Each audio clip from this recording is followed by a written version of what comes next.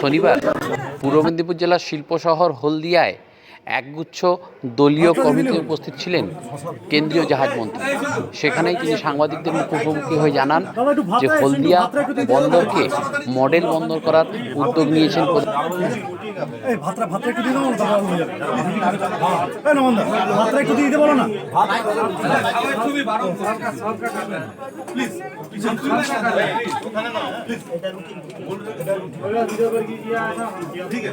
ठीक है বারণ করছে তো সব বাইরে নিজের নারদা মানে শিবুলি খরবস্ত ও দাদা এদিকে শুনুন শিবুলি খরবস্ত আমি দেখি চলে পাইতে দিই ওটাতে ওদিকে নিয়ে যাচ্ছি জিজ্ঞেস করে আসুন কেন একটু সব আমাকে না স্যার চালান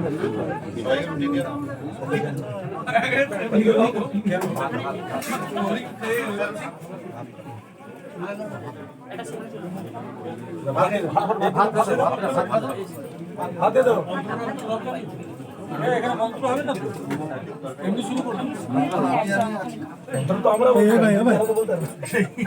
সবাই মন্ত্র এখানে সবাই বলতে পারবে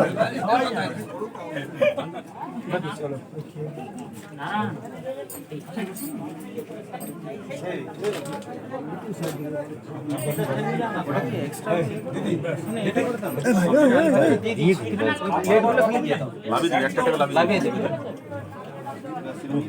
সব বাড়ির লোক কোনো একদিন চিন্তা করবেন লাগবে না বেগুনটা দাও না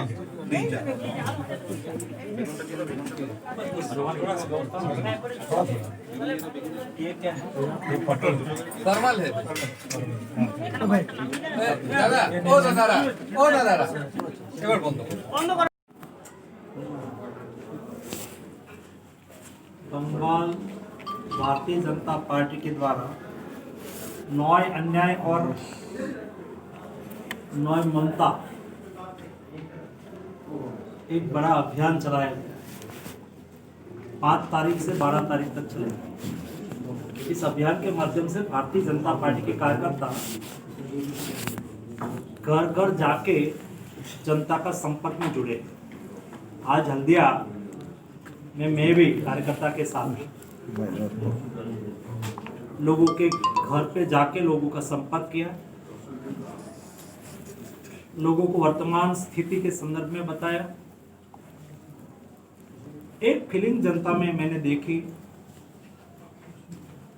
ममता दीदी के द्वारा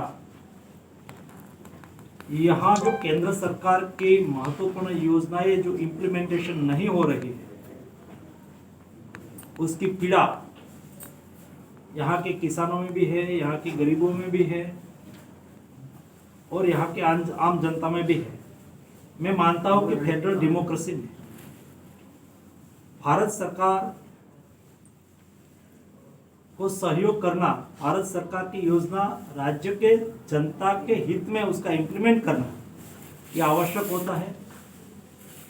व्यक्तिगत अपनी विचारधारा, अपनी पार्टी की विचारधारा से राज्य के नागरिक को सरकार की योजना से वंचित नहीं रखना चाहिए, जो यहाँ रखा गया है।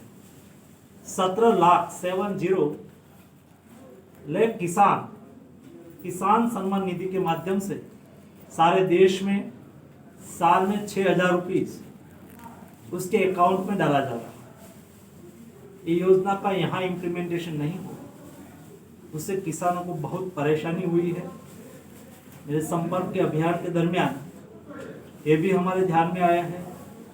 जब कोरोना क्राइसिस चल रही थी, ऐसी स्थिति में सरकार ने एक्स्ट्रा 2,000 रुपये किसान के अकाउंट में डाले थे। योजना का इम्प्लीमेंटेशन, योजना के लिए किसानों की सूची भारत सरकार को नहीं भेजने से यहाँ के किसानों को अनजस्टिस हुआ, ऐसा नहीं होना चाहिए। दोस्तों,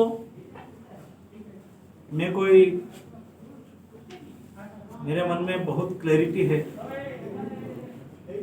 कि पॉलिटिक्स करने का कई रास्ता होता है और वहाँ पॉलिटिक्स कर सकते हो। डेमोक्रेसी में आलोचना होगी, पॉलिटिकल पार्टी की आलोचना हो, व्यक्तिगत तौर पर किसी की आलोचना हो सकती है, करनी चाहिए, लेकिन विकास के संदर्भ में और गरीब लोगों के नाम पे, गरीब लोगों के साथ अन्याय करके पॉलिटिक्स नहीं होना चाहिए। सारे देश में आयुष्मान भारत योजना के अंतर्गत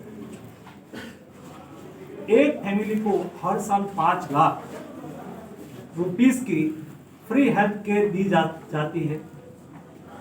उसका इम्प्लीमेंटेशन यहाँ नहीं होने से यहाँ के गरीब लोगों को बहुत नुकसान और परेशानी हो रही है। गांव में रहने वाले, स्लम में रहने वाले, झोपड़ी में रहने वाले गरीब लोग, उसके यहाँ कोई बड़ी बीमारी आ जाती है तो परिवार की क्या हालत हो जाती है, बड़ी बात हम समझते हैं। क्यों उसका पैसा हम रोके? क्यों ये योजना का लाभ से हम उसको वंचित करें केवल राजनीति के कारण से? मैं मानता हूं कि जो भी आलोचना करनी है, हमारी नीतियों की भी आलोचना हो सकती है, करनी चाहिए, लेकिन देश के गरीब, किसान, शोषित और पीड़ित लोगों के लिए जो योजना बनाई है उसका एक लाभ वेस्ट बंगाल की जनता को नहीं मिला है। उससे हमें दुख है और वेस्ट बंगाल की जनता के साथ हमारी संवेदना है कि भविष्य में हमारी सरकार बने और वेस्ट बंगाल की सरकार, वेस्ट बंगाल की जनता को उसका लाभ मिले। 6 महीने पहले जब साइक्लोन आया, 2400 करोड़ रुपीस यहाँ के उससे इफेक्टेड, ये ही क्षेत्र में ही साइक्लोन की इफेक्ट थी। गरीब लोगों के लिए, इफेक्टेड लोगों के लिए देखो 24 घंटे में प्रधानमंत्री जी ने इनिशिएटिव लेके स्वयं ने यहाँ मुलाकात ली और लोगों को मदद पहुंचाई। तो मदद कहाँ गई आप लोगों ने देखा होगा। उसके संदर्भ में आज सीएजी ने भी उसकी रिपोर्ट तैयार की है, लेकिन हाई कोर्ट में जाके कोर्ट ने कहने के बाद भी सही इंफॉर्मेशन स्टेट गवर्नमेंट नहीं दे रही है। मेरे प्रवास के दरमियान, मेरे संपर्क के दरमियान मेरे संज्ञान में आया कि ये योजना का लाभ चंद लोगों को दिया गया, अपनी पॉलिटिकल पार्टी के कार्यकर्ता को दिया गया, और सही मायने में उसके लिए जो इफेक्टेड लोग थे, ये योजना के, सरकार के एक पैसा जिसके लिए, जो इफेक्टेड लोग के लिए दिया गया था, वो चंद लोगों के जेब में चला गया। उसकी अच्छी तरह से तपास होनी चाहिए और तपास के आधार पर इफेक्टेड लोगों को जस्टिस होना चाहिए। विदाउट डेवलपमेंट कोई राज्य, विदाउट इंडस्ट्रीज कोई राज्य, और राज्य के किसान और गरीब सुखी ना हो, उसके पहले कोई राज्य आगे नहीं बढ़ सकता है। आज वेस्ट बंगाल की जो स्थिति हुई है, भारतीय जनता पार्टी के कार्यकर्ता की राजकीय हत्याएं हो रही है, कार्यकर्ता को प्रताड़ित किया जाता है।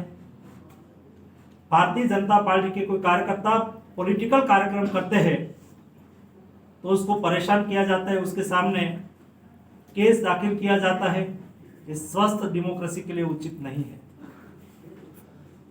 और इसलिए मैंने मेरे प्रवास के दरमियान स्पष्ट देखा है कि वेस्ट बंगाल की जनता दीदी सरकार की कट मनी से बाज आ चुकी है और यहाँ की जनता परिवर्तन चाहती है। और परिवर्तन के रूप में अगले दिनों में भारतीय जनता पार्टी अगले चुनाव में अवश्य सरकार बनाएगी और वेस्ट बंगाल को पुनः निर्माण में भारतीय जनता पार्टी जुटेगी और एक स्वस्थ, ईमानदार और प्रजालक्षी शासन देगी। बंगाल का चीफ मिनिस्टर बोल रहा है जब चुनाव